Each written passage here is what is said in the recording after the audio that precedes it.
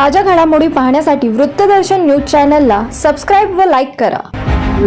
आजची बैठक जी झालेली आहे, काय निर्णय झाले त्या बैठकीत? आजची बैठक ही पक्षाचा एक प्रोटोकॉल होता की उमेदवारी जाहीर झाल्यानंतर या ठिकाणी एका विधानसभा मतदारसंघामध्ये एकत्रित येणं आणि पक्षाच्या निवडणुकी ज्या ध्येय धोरणं जे आहेत ते वेगवेगळ्या पक्षाच्या वेगवेगळ्या पॉलिसीज असतात त्या संदर्भामध्ये चर्चा करणं आणि निवडणुकीचे ध्येय धोरणं करण्यासाठी आज खऱ्या अर्थाने एकत्रित बैठक बोलवण्यात आली। कालची जी बैठक झाली होती अकलूजमध्ये त्याबाबत काय चर्चा झाली आणि काय तुमची काय भूमिका आहे याच्याबद्दल? कालच्या बैठकीच्या बाबतीत या बैठकीमध्ये कुठलीही प्रकारची चर्चा झालेली नाही। माळशिरसचे प्रतिनिधी होते, माळशिरसचे सर्व प्रतिनिधी होते। या ठिकाणी आमदार राम सातपुते सुद्धा 2 मिनिटांमध्ये आपल्याशी बोलतील। कुठल्याही प्रकारची निगेटिव्ह चर्चा आणि कोणाच्या विषयी निगेटिव्ह चर्चा झाली नाही। हा पहिला मुद्दा बैठकीमधला होता। सगळ्यांची लोकप्रतिनिधींची अपेक्षा आहे की माहितीची वज्रमुठ राहावी। जे कोणी नाहीत त्यांना या ठिकाणी महायुतीच्या या वज्रमुठीत सामील करण्यासाठी वेगवेगळ्या लोकांनी आदरणीय आमचे जिल्हाध्यक्ष दीपक आबा असतील किंवा आदरणीय दादा असतील या सगळ्यांनी वज्रमुठी संदर्भामध्ये चर्चा करणार आहेत।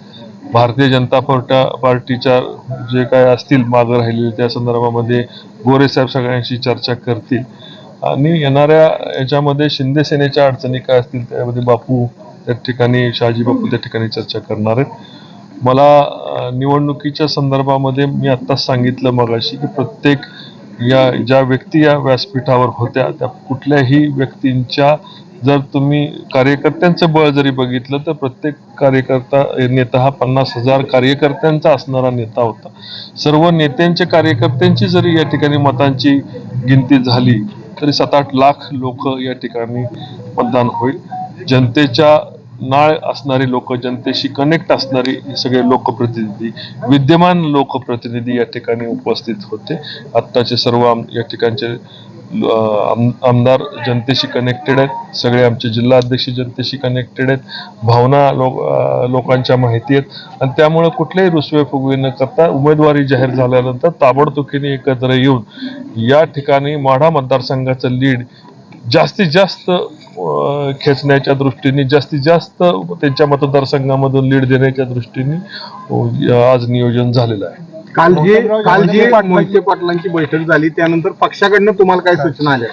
नाही, पक्षाकडनं मला त्या संदर्भामध्ये सूचना कुठल्या आलेल्या नाहीत। बहुतेक पक्ष पातळीवर त्या विषयावर अजून काही दखल घेतली गेलेली नाही।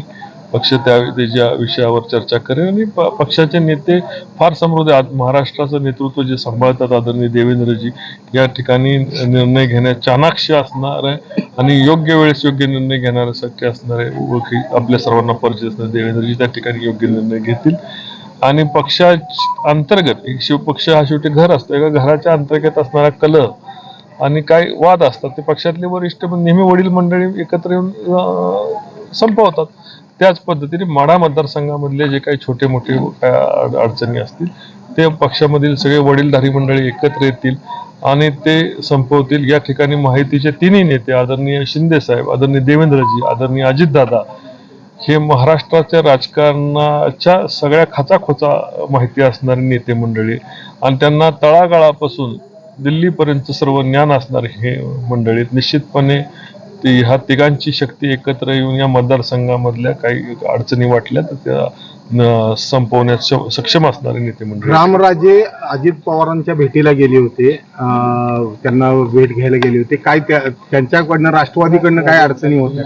नाही, रामराजेंच्या बाबतीत मलाही आता पत्रकार बंधूंकडून कानावर आलेलं आहे, कदाचित ते महायुतीचा काम करण्याचा निर्णय लवकरात लवकर घेतील अशा संदर्भातला मला एका पत्रकार बंधूचा फोन आला, पण माझी त्यांची अजून व्यक्तीशी काही तशी चर्चा झालेली नाही। आव्हान कसं वाटतं? माढा लोकसभेचं आव्हान कसं वाटतं? माढा लोकसभेमध्ये आव्हान देण्याकरता उमेदवार तरी समोर असला पाहिजे। सातत्याने विरोधी पक्षाचे उमेदवार हे रोज चेंज होत आहेत आणि त्यांना उमेदवार जो उभा राहतोय तो या ठिकाणचं बळ बघतोय आणि माघारी फिरतोय, त्यामुळं अजून तरी मला कोणाचं आव्हान दिसलेलं नाही।